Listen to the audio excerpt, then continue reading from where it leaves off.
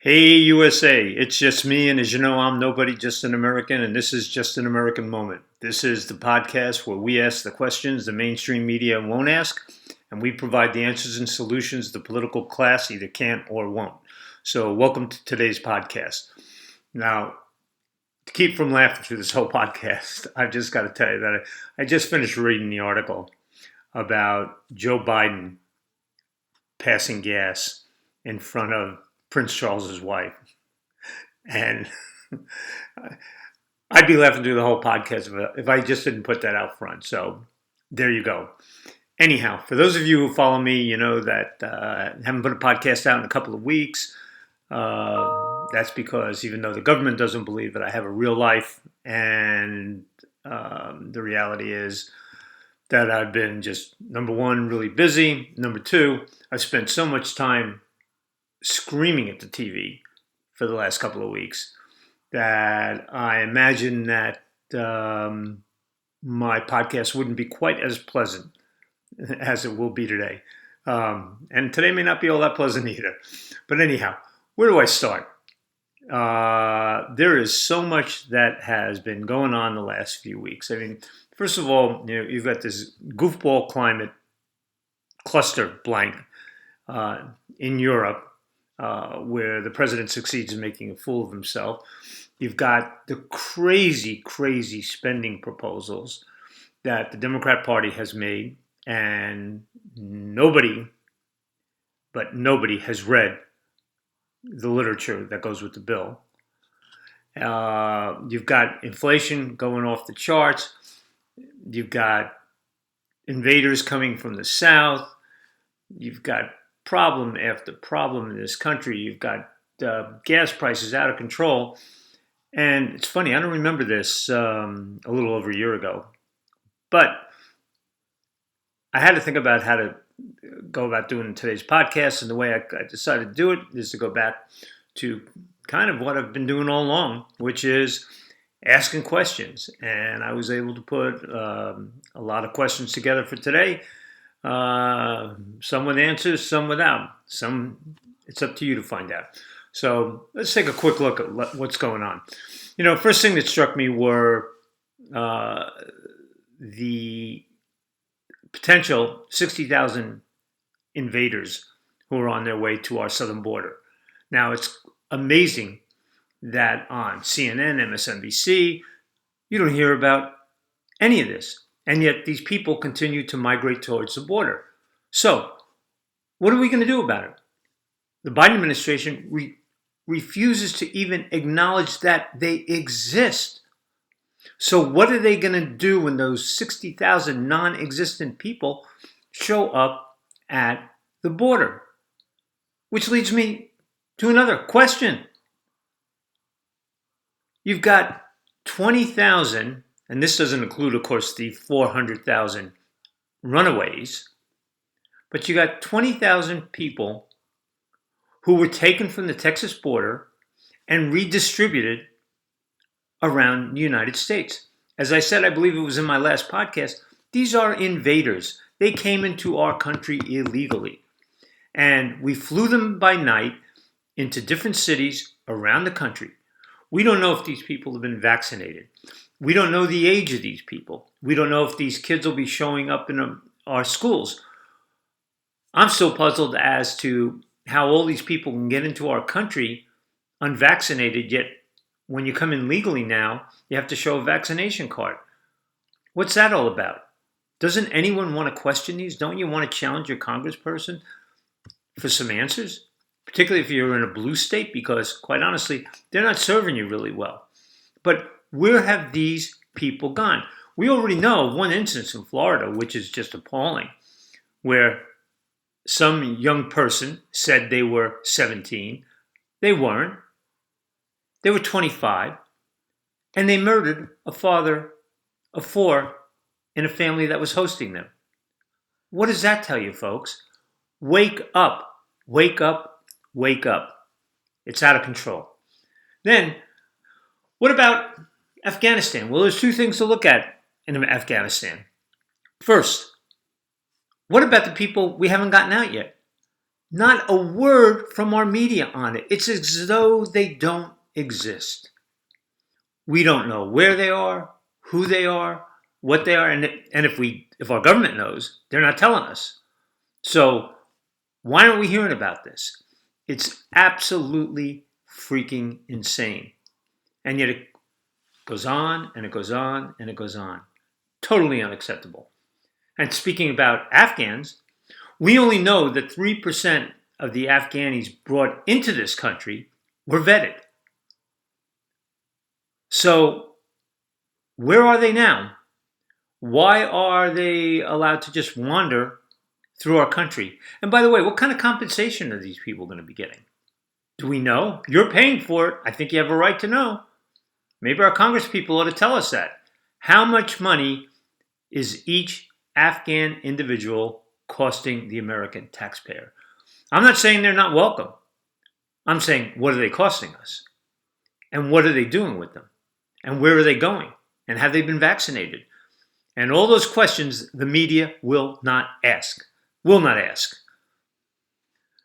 Then let's let next on the list. Oh, first of all, who remembers the fact that the Trump programs did not allow illegals to get into this country? And the Trump programs did separate alleged children from their alleged parents when they arrived according to law. But now the Biden administration is talking about compensating these families for being treated unjustly. They came into the country illegally. They broke the law. And we've heard numbers as ridiculous as 450,000 per person. That is absolutely insane. Now, what it pans out to be, who knows? But if it pans out to be anything more than zero, that's screwed up. And you are paying for it. Remember that. There's not some hole in the wall that people go and draw money out of and pay these people. You, the American taxpayer, is paying it. So what's going on with that whole thing? And then the President of the United States lies to the face of the American people. He starts off first by saying he knows nothing about this, that it ain't going to happen. His words. Then he has the nerve to appear on TV and, in a huge escape from reality, loses his temper when a reporter follows up on the question. And he goes, "They lost their son. What if you lost your son?" Joe, we're really sorry that you lost a son. There are many of us who've been in that position before. I'd be more worried about Hunter than I would about they lost their son. But what is with this guy? I think he's gone off the edge, personally. And then let's go on. Oh, this I love. The Democrat proposal for infrastructure. $1.5 trillion. $1.5 trillion. It wasn't that long ago that the Democrat Party wanted $1.5 trillion.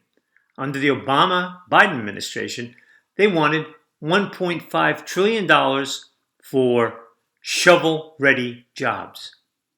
Shovel-ready jobs. Shovel-ready jobs that never appeared, and they admitted that they never appeared. But the funny thing no one ever answered is, where'd the $1.5 trillion go? How was it spent? Who got it? Somebody gets rich off these deals. Don't kid yourself. Somebody gets rich off it. $1.5 trillion for shovel-ready jobs. I said back then when it happened, it wasn't about shovel-ready jobs, you fools.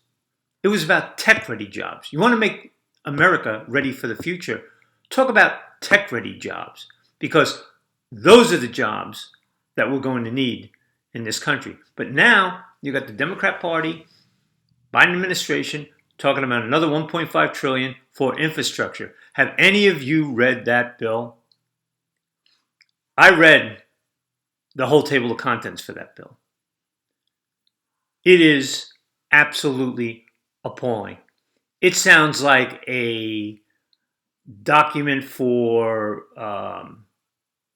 that some sociologist wrote. The impact of our roads on minorities, the impact of climate change on underprivileged populations. 20% or less of that infrastructure bill go to true infrastructure. And yet the Dems keep coming on TV and talking about, we're building bridges, we're building roads, we're doing this, we're going to have gas stations, fueling stations, power stations, we're going to be clean. 20% or less goes to true infrastructure. The next is just a good old boy list of favorites. This is why I've always had a problem with these omnibus bills. They put tons of pork in there, and folks, we just let it happen. We just let it happen. And all the people who are taking the handouts just go, thank you, thank you, thank you. Out of control. Out of control. What's next, folks?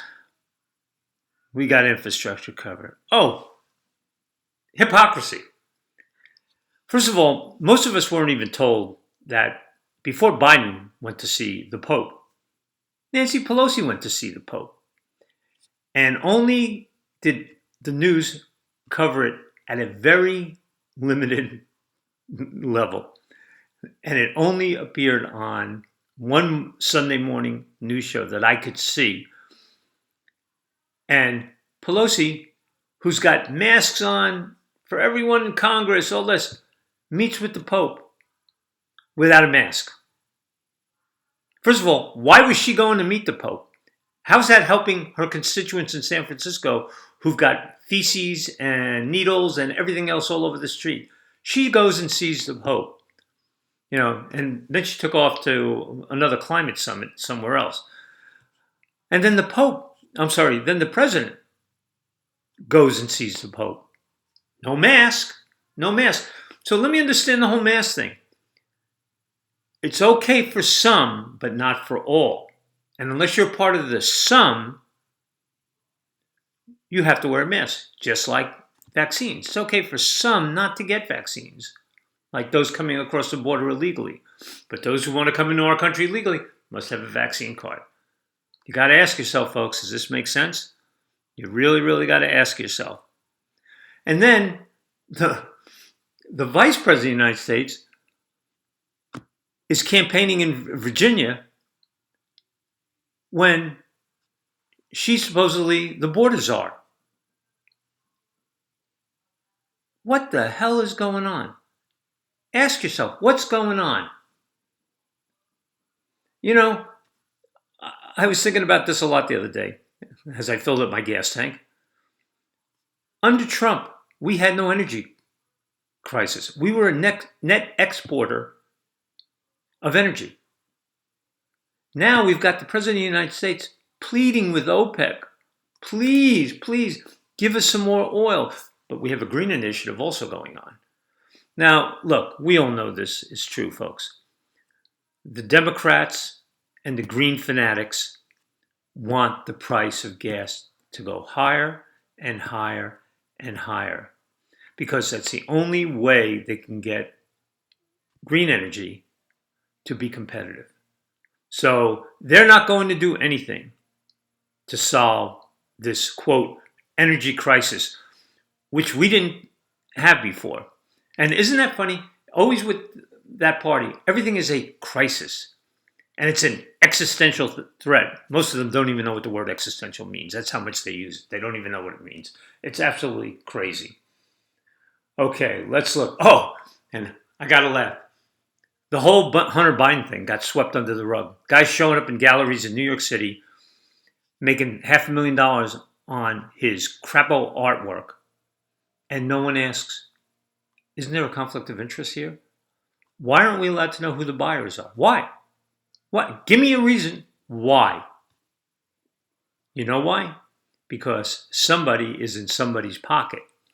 And there are payoffs taking place, folks, And it's happening right in front of your eyes. Right in front of your eyes.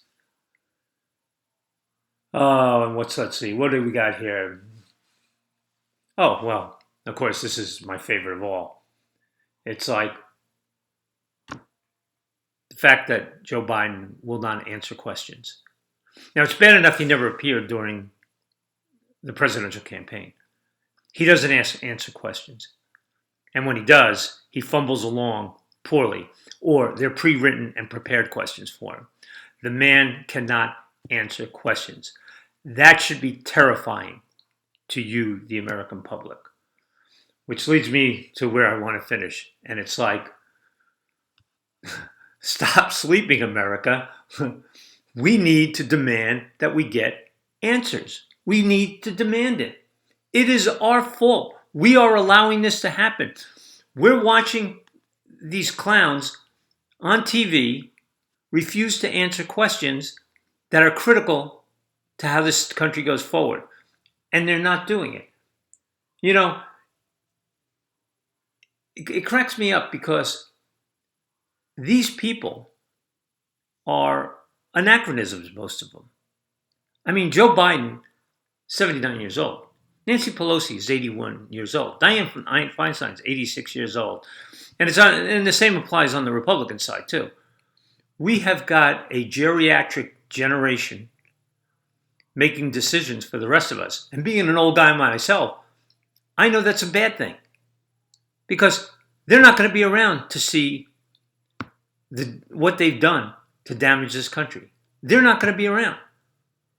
So we need to do what's necessary to end tyranny in this country.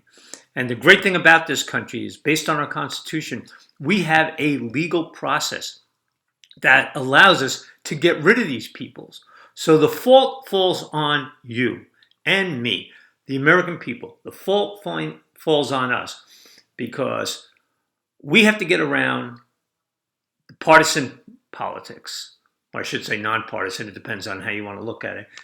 We need to get past the sycophantic media, and we need to start taking things into our own hands and regaining this country.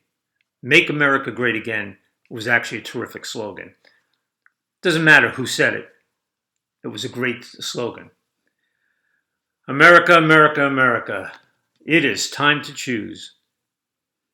Are you going to be the problem, or are you going to be the solution? You must choose. You must choose. You've got to do something about it. The question is, are you willing to? And I don't know what the answer to that is yet. I'm willing, but I do this funky little podcast, and I wrote a book about it, you know? And that was my way. I hear Mark Levin and some of the other people I like tell me I got to be engaged. I'm engaged. Where are you? Anyhow, thanks for joining today. In the forthcoming weeks, I'm going to go back to addressing one thing that I said I would in the past, which is the situation for seniors in this country, because I think it's really critical, and I think we're getting blindsided in ways you have no idea. And I think that'll prove to be really interesting. I'm also going to address the woke generation by reading a condemned woke book on this podcast. And I think you'll all enjoy it, and you'll enjoy the background that goes with it. So thanks for joining, and see you next time. Bye.